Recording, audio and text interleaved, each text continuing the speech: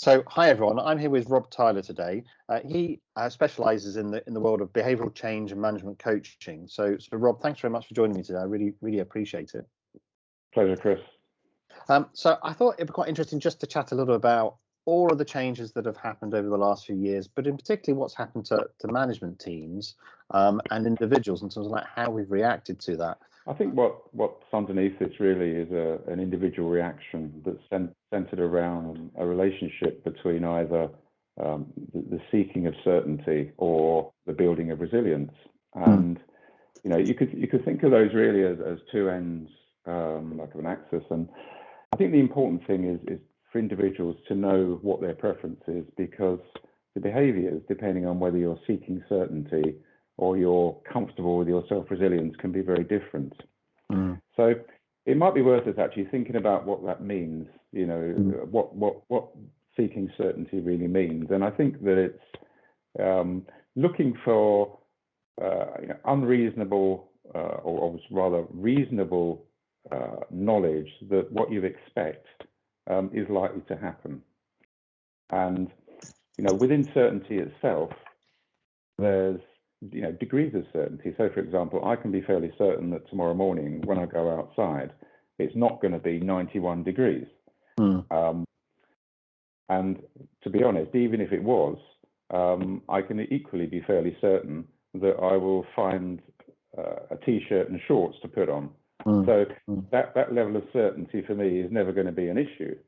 So I think it's more to do with dealing not so much with certainty, but dealing with what uncertainty can bring, and how that makes me feel. So we had a huge amount of change that's happened over the last few years. Do you think that sort of like drives a lot of the uncertain feeling? I mean, and that's certainly sort of like even like things like from a personal point of view, planning holidays or planning what you're going to do even next weekend. There was so much change going on. Has that really impacted the people who like really value that certainty?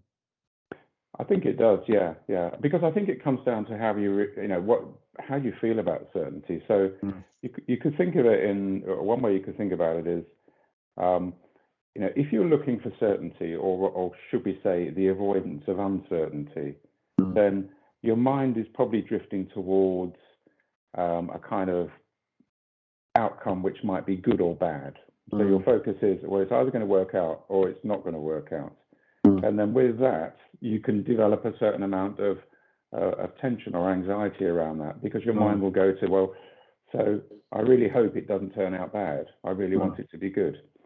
So you've given yourself a sort of yes/no type of scenario to play with, which I think with certain people can be somewhat troublesome. What I would argue that if you were to move away from the quest for certainty, which arguably is quite futile anyway, and focus in on building self-resilience, then your mind then becomes more trusting of your own abilities to be able to deal with a situation, whatever happens. So you're not looking at it being either good or bad. You're saying to yourself, well, it's either going to be good this way, and if it doesn't quite work out, then I will trust myself that it's going to be good in a different way. I will deal with whatever I'm facing, because as we've learned over the last couple of years, there is a massive amount of uncertainty around, and I think it's on us really to think in terms of, well, what can we do to build our self-resilience and deal with that uncertainty as and when it comes up, rather than look for the certainty in the hope that bad things will never happen, because I'm sure they will.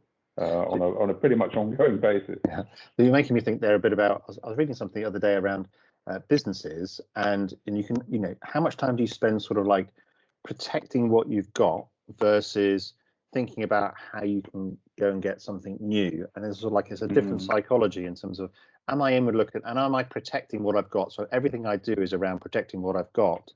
Yeah. And that generates a different behavior from going out there and trying to expand what I've got and maybe go into new areas. And you're making me think about that in terms of certainty, in terms of, and there's so much change going on. Do you think we spent the first part of the pandemic just inward looking and just trying to protect what we've got, rather than sort of being more expansive and sort of improving relationships or going out and sort of finding new connections?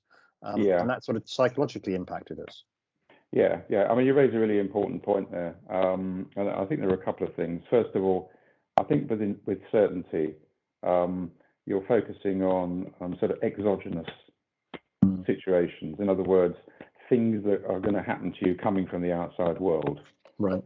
Whereas with resilience, it's more endogenous in the sense that you're looking inwards and trusting your own knowledge of your own abilities and skill sets to be able to deal with whatever comes at you from the outside world. Right.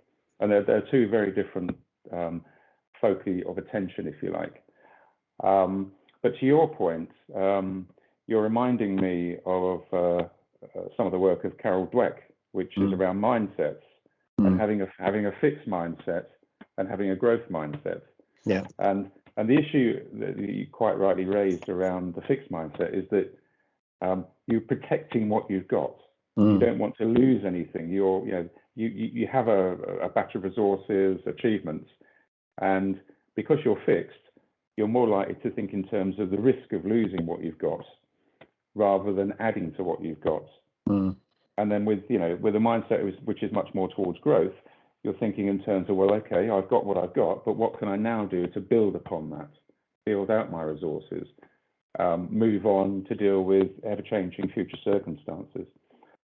So and I think that's probably come into play. And I suspect in the corporate world, you've got businesses that foresaw, if you like, the need to be able to change with the times, particularly those that have embraced technology. And those organizations that maybe got a little bit too fixed in what they have now, and then got caught out when the world around them changed during the pandemic. And is it fair to say, so what you're saying around resilience, going back to that, is if you built the resilience, then you don't have to have that fixed mindset. You don't have to protect what you've got because you're resilient to it. So you can turn into a bit more of that growth mindset. And it doesn't have to be just business. It can be from a personal point of view in terms of growing yourself or growing out and finding new things or new experiences. I mean, does that kind of link in terms of what you're kind of saying? Or yeah, I mean, it's an inward trust in yourself that whatever the situation that you face, you will be able to deal with it. Yeah. And I think that sucks away a lot of the anxiety, because if your focus is on uncertainty or the avoidance, if you like, of uncertainty, then that's a world in which your mind goes to what's going to happen to me if X, Y, Z happens. Whereas conversely, with a resilient mindset, you can be thinking in terms of, well, I trust myself that when the inevitable happens, as it will at some point, I will be able to deal with that. And then, of course, the more you do that, the more you trust you'll be able to do it again, because you can refer back to similar situations that came along in the past that you're able to conquer. So we've had to be resilient to manage to change, but do you think we're getting burnt out by constantly having to be resilient? So there's almost like, it's not just about, I think a lot of us were resilient at the start, but you have to have sustained resilience, don't you, over the long term, is kind of what you're saying, is because the change isn't going away and it sort of burns you out to a certain extent.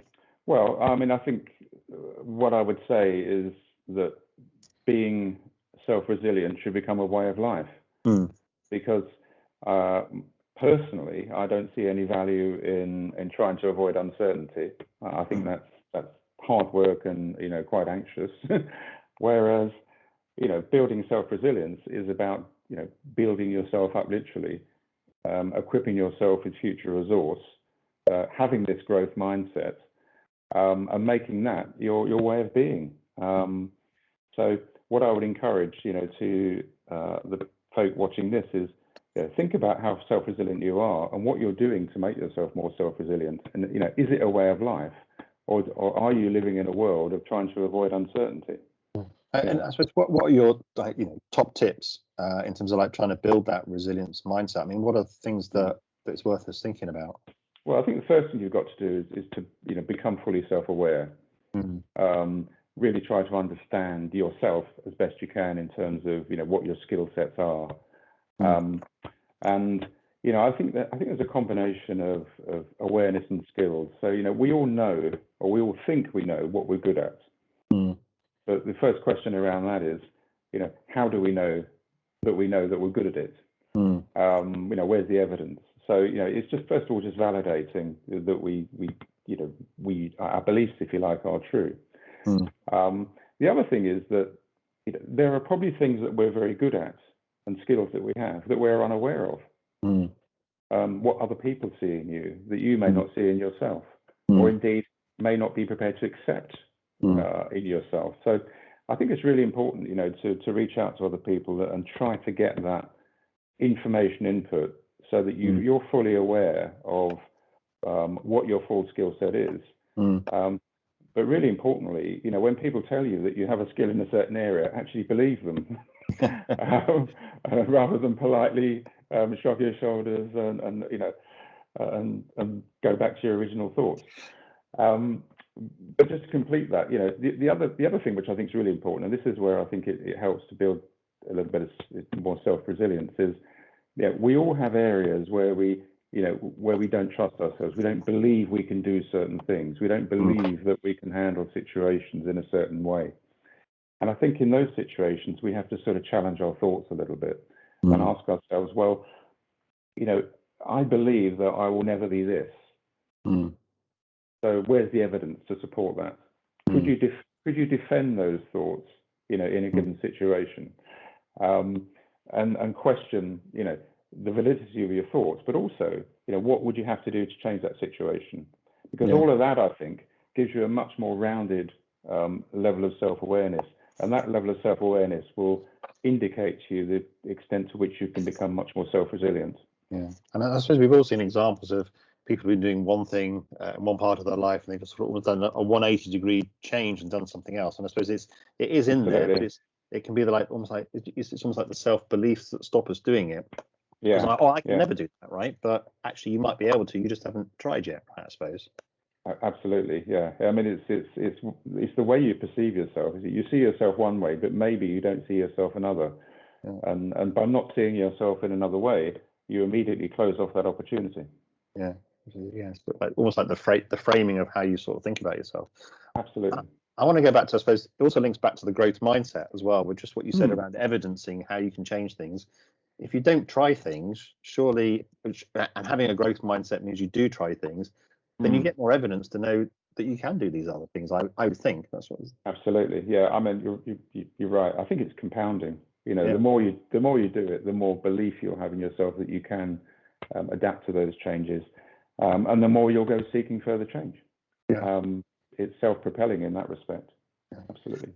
So the other thing that's talked about quite a bit at the moment is there's been a lot of sort of change in the workforce, and it's sort of it's like 2 years after the pandemic, and it does feel like everyone seems to be changing jobs.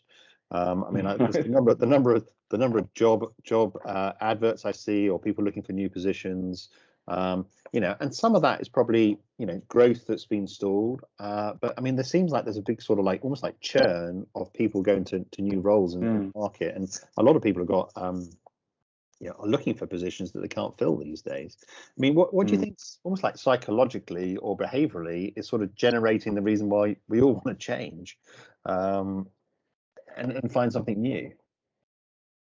Yeah, well, I mean, we've just been through, a massive unplanned psychological experiment, if you like, living through the pandemic, and it's bound to have stimulated a lot of individual reflection on what people really want to get out of their lives. And I think that's part of it is, apart from the fact that the technology supports a different way of working, so you don't necessarily have to do what you did before in the way that you did it.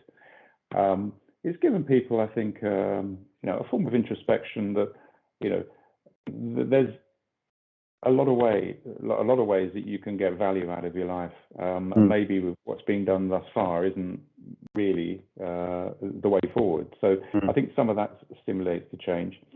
But there is this situation of managing your work life cycle as well, your career life cycle, because you can either stick with what you've got and run the risk of sticking with it too long, to the point where you're no longer getting any value out of it, or you can recognize that you're no longer going to get any further value out of what you're doing, and that it's time to move on and start looking for something different. And the trick is actually to get the balance right. because in some cases it can be damaging to one's career, or even to one's existence, if you like, to spend too much time doing the same thing when you're no longer really getting any value out of it. In other words, you're just doing it as a habit rather than as a purpose.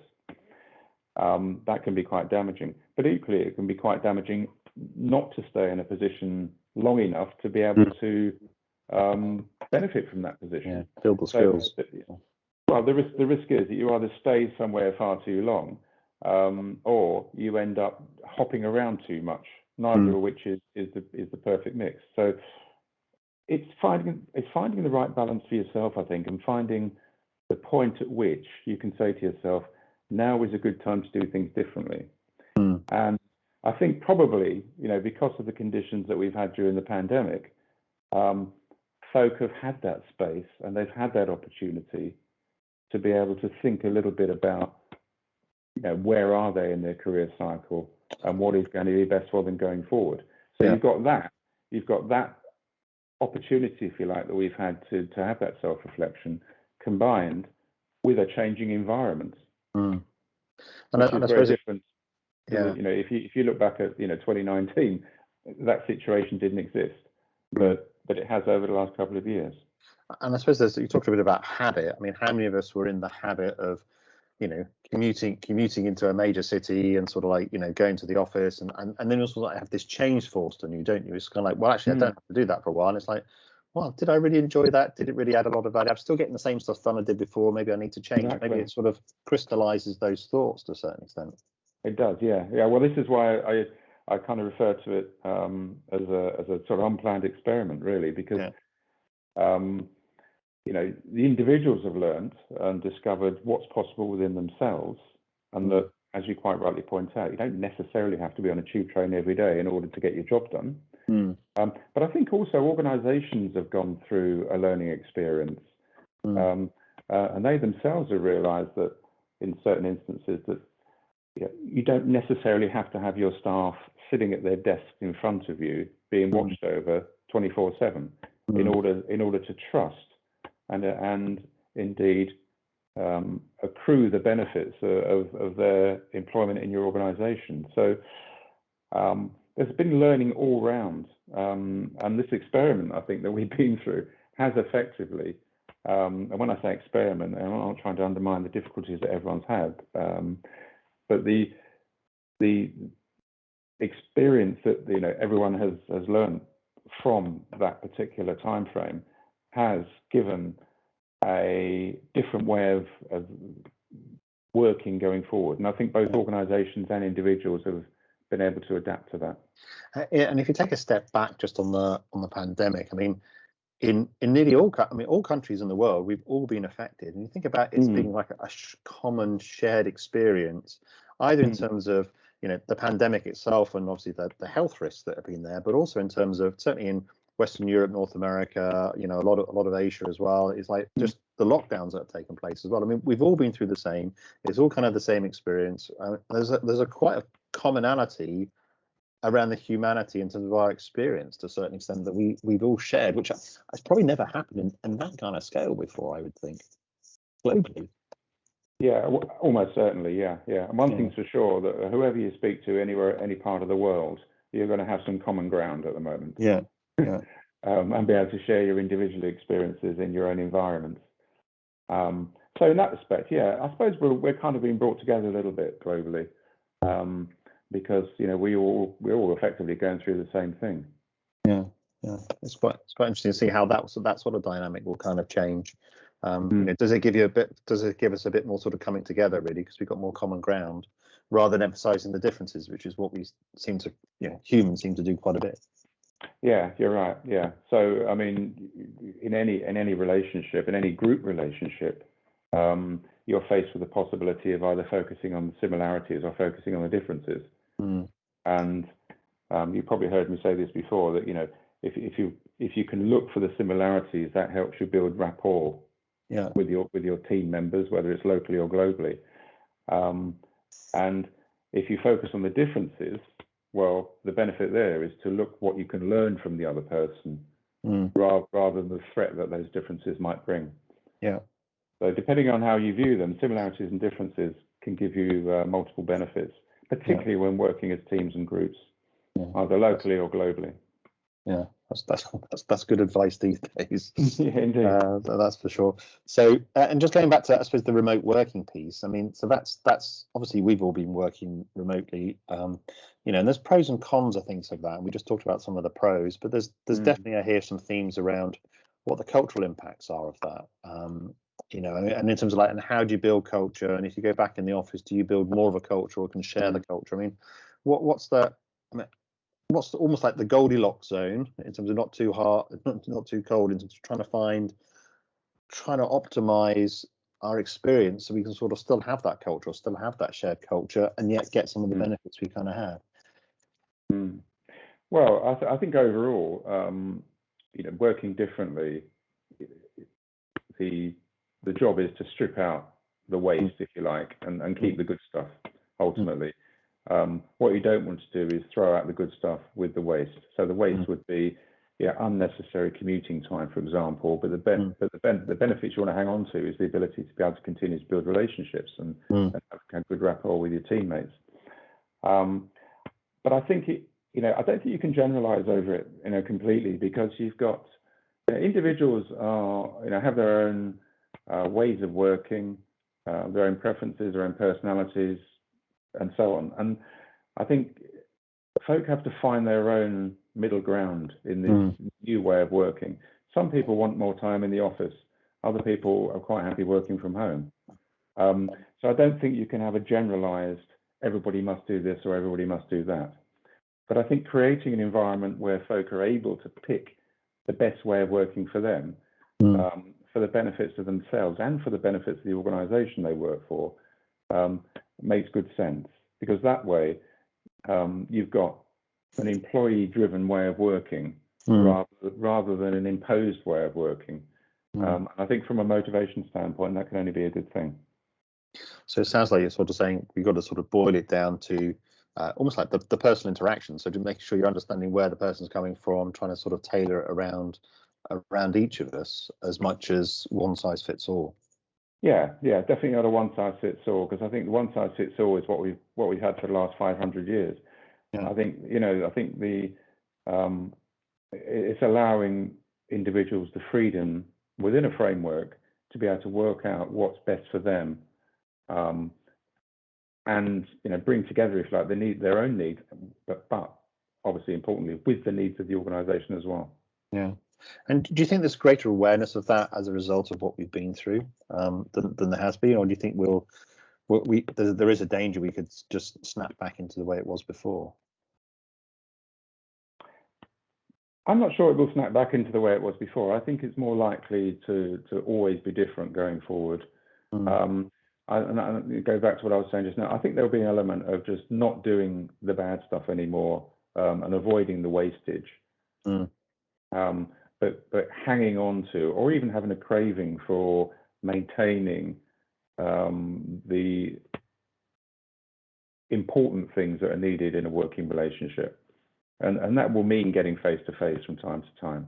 Yeah. So I think that side of it is likely to continue, and probably will increase compared to the way it's been over the last couple of years. But I don't think it's going to go back to the way it was maybe 3 years ago. I think there'll be a new level that will be found.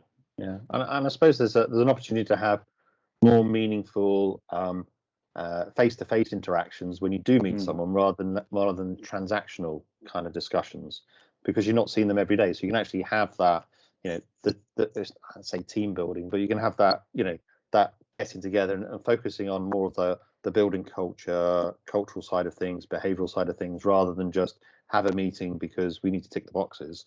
Or go through some reports, which can be done remotely, and you can do that as often as you need to. Yeah, absolutely. So we've now got and again, another learning experience that we've been through is using online video conferencing and video tours and all the ones that we're used to. So I suppose what that's done is it's made the face-to-face meeting, it's kind of upgraded it, hasn't it, in some respects? And the mind goes towards, well, do we need to really meet face to face? Yeah. Or can we do this over Teams or Zoom or whatever it is? And that's not to say that we are avoiding meeting face to face, but we're starting to question the need to do so in certain situations. Yeah. So, but again, I think that comes down to what I was saying earlier, which is, have we been doing things just out of habit rather than thinking about, do we actually need to be doing this? And that's where the potentially the control of wastage comes into play, because there's a cost and there's obviously time consumption in getting face-to-face with people when you didn't necessarily need to do so. In our minds, getting a face-to-face meeting with folk or being with folk, more personally, is an upgrade, if you like, to the way we've been working over the last couple of years. And, I think we need to think of it as a gift, the gift of people's time, personal time, is important. It's not something we should take for granted. Yeah. And we should make the best use of it when we can. Well, Rob, I really appreciate making the time. I feel like I've had my own personal coaching session now, so I do appreciate that. But yeah, some really great advice there, and I think definitely some thoughts around resiliency and having that sort of resiliency and having that growth mindset. I think definitely comes across. Definitely some things for us to think about. So I really appreciate you making the time. It's been a pleasure, Chris. Anytime. Thanks very much.